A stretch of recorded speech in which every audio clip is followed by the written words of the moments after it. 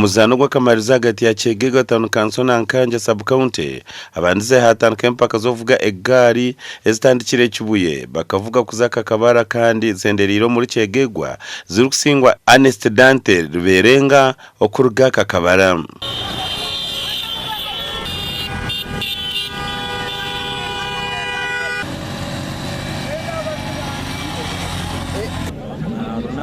Rero ndi musanyu kuba nfanya okuwanguzi kuteo kuba mu kyalo kya Kakabala era nzizayo okuwanguzi nze gari zino kuba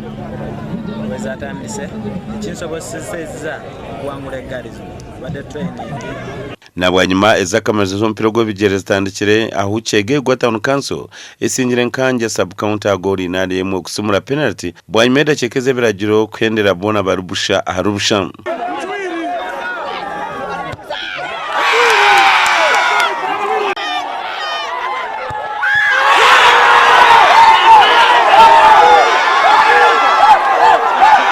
Sazira mukujaguza mu byemizano abuka tantu promoting talents kirikima binte binayiraganize mwenkurakorana mu byemizano kuri abana bayitu barugayo bagena maiso mu byekurakorana mu byemizano. Ebe bikiryaho hatandikiraho ihuriro yo kutungura internet zabe jomba mashomero na munenga abicho mu district ya Lwengo. Emizane je ezanira cya Katovu Town Council wabichi bakatovu Vocational Secondary School barukana naba Malongo Baptist aho omupira mu Gwengaro aba Malongo basingira bakatovu agora binishatu ari 13 Ombojo aba Malongo basingira Katovu goro ibirari yemwe. Ntwenda ko mukago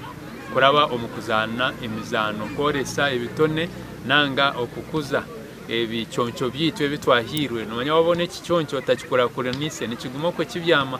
mwene reka tukore bichoncho turiko bireteza omupira ekikuru munonga ompira gwerizoba nompira gwomukwano tija koro mukwano naba Katovu